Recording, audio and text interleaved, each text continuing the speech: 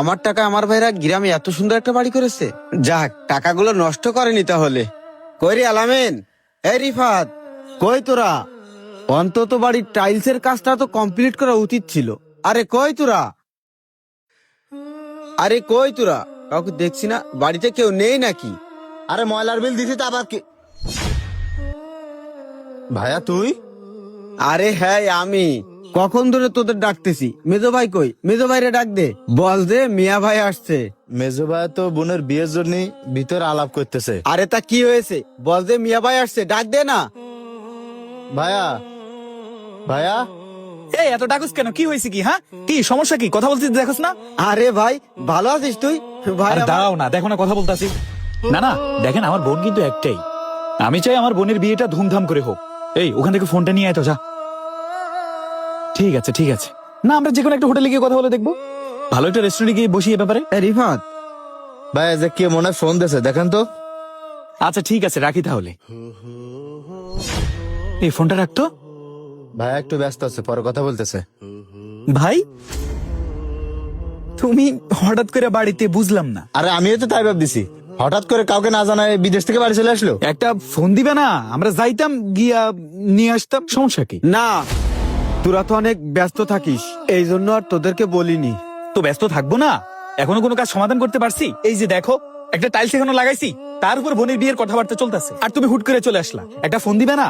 আসলে আমি ভাবলাম যে তোদেরকে না জানিয়ে একটা সারপ্রাইজ দিব, কিন্তু বাড়িতে আসার পরে আমি নিজেই সারপ্রাইজ হয়ে গেছি। সারপ্রাইজ? তোমার কেউ বলছে সারপ্রাইজ দিতে? হ্যাঁ, তোমার উচিত ছিল একটা ফোন দেওয়া। হুট করে এসে বলতেছো সারপ্রাইজ দিছো।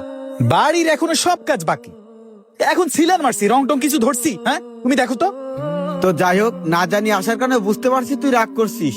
এবার থেকে যখন আমি আসবো, তুই আমাকে এয়ারপোর্টে রিসিভ করতে যাবি। দেখ, তোদের জন্য আমি অনেক কিছুই আনছি, তোরা সবকিছু দেখবি। চল ঘরে চল। আরে দাঁড়াও, ঘরে যাবা মানে? কোন ঘরে যাবা তুমি? কোন ঘরে মানে? এই বাড়ি কার? কি রে রিফাত, আলামিন এগুলো কি বলতেছে? না কি তোরা আমার টাকা পয়সা দিয়ে অন্য কোথাও বাড়ি করছিস নাকি? অন্য কোথায় বাড়ি করবো? আমরা তো আমাদের বাপের ভিটা বাড়ি করেছি। আচ্ছা, সবই বুঝতে পারছি, কিন্তু 30 মিনিটের বেশি হয়ে গেছে আমি এখানে দাঁড়িয়ে আছি। তোরা কি আমাকে ভিতরে ঢুকতে দিবি নাকি? চল ভিতরে চল। এই রিফাত, ভিতরে চল, যাই। দাঁড়াও ভাই, বাসার মধ্যে অনেক মেহমান। তুমি শোনো নাই যে বোনের বিয়ের সাথে নিয়ে কথাবার্তা বলতাছি? আমার ওই শালা সম্বন্ধে আসছে, আমার শ্বশুর শাশুড়িও ভেতরে আছে। এখন হুটহাট ঘরে ঢুকা যাইবো না। ওই একটা কাজ করো আলামিন, এই কাছারি যে ঘরটা আছে, হ্যাঁ, ওই ঘরে যে পাশের রুমটা, ওটাতে থাকতে দে। আচ্ছা ঠিক আছে, আমি এখনই পরিষ্কার করে দিচ্ছি। থাক, আর পরিষ্কার করতে হবে না। রিফাত, আমি এত টাকা দিয়ে বাড়ি করেছি, আর সেই বাড়ি আমার জায়গা হবে না? আমার জায়গা হবে কাছারি ঘরে। আরে ভাই, তোমার তো থাকতে দিছি, বললাম না ঘরে মেহমান আসছে, তোমার তো এগুলো বুঝতে হবে। আর তাছাড়া আমি চৌধুরী বংশে বিয়ে করছি, আমার নিজের একটা প্রেস্টিজ আছে। আমি চাই না তোমার কারণে আমার মান সম্মান যাক। কি, তুই বিয়ে করে ফেলেছিস?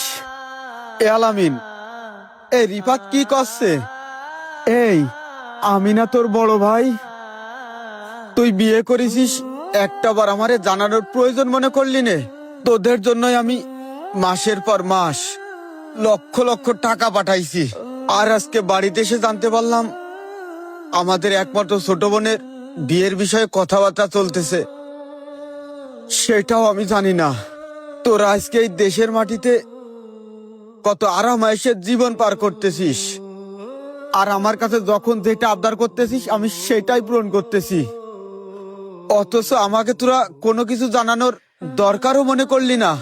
আমি তো চাইলেও পারতাম আরাম আয়েশের জীবন পার করতে, কিন্তু তোদের মুখের দিকে তাকিয়ে আমি সেটা করিনি ভাই। এই বাড়িটা কেন করছি জানিস? কেন করছি জানিস? আমাদের আব্বা অনেক কষ্ট করেছে, এই গ্রামের মানুষ ছোট চোখে দেখতো আমাদের। তারপর থেকে আমি আমার এই মনের ভিতরে জেদ করেছি যে ওই দূর প্রবাসে গিয়ে আমাদের এই ভাগ্যের চাকাটা পরিবর্তন করব, সবাইকে দেখিয়ে দেব যে আমরাও পারি। কিন্তু সবাইকে দেখাতে গিয়ে, এই সমাজকে দেখাতে গিয়ে আমি তো আজকে তোদের কাছে হেরে গেলাম। আর রিফাত, তুই না কিছুদিন আগে আমারে বললি ভাই আমার আইফোন লাগবে, আমার মোটরসাইকেল লাগবে, আমাদের আব্বা থাকলে তো এগুলো আমাদের আব্বাই দিত। তুই বলছিস আব্বা তো নেই, তুই তো বড় ভাই, তুই তো আব্বার জায়গায় আছিস। আমাদের আবদারগুলো তুই ছাড়া কে পূরণ করবে?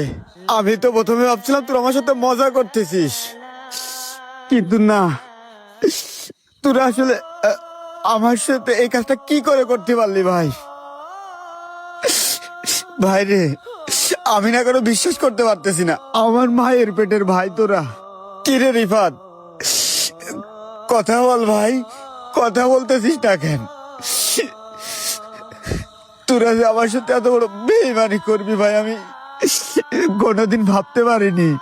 তুমি এভাবে কান্না করিও না, আমগো তো মন আছে, কষ্ট তো আমগো হয়। কি রে, তোমার কি আমরা একটাবার কইছি যে আমরা তোমার বাড়ি থেকে খেদায় দেবো? আনে বাপের জায়গা তো তুমি এখনো আছো। তুমি একটা কাজ করো, কিছুক্ষণ গোয়াল ঘরের পাশে যে ঘরটা আছে ওটাতে থাকো। আমার শ্বশুর শাশুড়ি বিকেল বেলা খাওয়া দাওয়া করে চলে যাবে। হ্যাঁ, তুমি আইসা রাত্রেবেলা টুক করে আমি বললেই সামনের রুমে এসে থাকবা। এইটুকু স্যাক্রিফাইসটা তুমি করো। হ্যাঁ, স্যাক্রিফাইস? আরে ভাই, এই তোদের জন্য আমার এই জীবনটাই স্যাক্রিফাইস করে দিলাম ওই দূর প্রবাসে, আর আজকে তোদের জন্য আমি এইটুক স্যাক্রিফাইস করতে পারবো না? তোদের জন্য আমি সবকিছু স্যাক্রিফাইস করবো ভাই। এই এত বড় বাড়ি তোদের জন্যই তো করছি, তোরাই তো থাকবি। তোর শ্বশুর শাশুড়ি আসছে, তাদেরকে নিয়েই থাক। আমি থাকতে চাই না ভাই, আমি তার আসবই না এখানে। এই সব কিছু আমি তোদেরকে দিয়ে গেলাম। আর এই যে এইটার ভিতরে তোরা যা যা চাইছিস সব কিছুই আছে। আলামিনের আইফোন আছে, তুই যা যা চাইছিলি সব কিছুই আছে। আর ভাবছিলাম আমি দেশে এসে আমাদের বোনটারে নিজ হাতে বিয়ে দিব। ওর জন্য গয়না আছে, আর লাল বেনারসি শাড়িও আছে। তোদের সবার জন্য সবকিছু আছে, দে, রেখে দে। ভালো থাকিস তোরা, ভালো থাকিস। প্রবাস জীবন, জানি না আজকের এই গল্পটা কারোর জীবনের সাথে মিলে যাবে কিনা। বিশ্বাস করুন, প্রবাসীরা ওই দূর প্রবাস থেকে শুধু টাকা পাঠায় না, তারা পাঠায় ঘামের গন্ধ, অগণিত রাত জেগে থাকার পরিশ্রম। কিন্তু এই প্রবাসীদের কষ্ট আর পরিশ্রমের দাম আমরা কখনোই দিতে পারি না। এমন হাজারো ব্যথা বুকে নিয়ে হাসি মুখেই বেঁচে আছে হাজারো প্রবাসী। অন্তরের অন্তঃস্থল থেকে দোয়া রইল, ভালো থাকুক সকল প্রবাসী।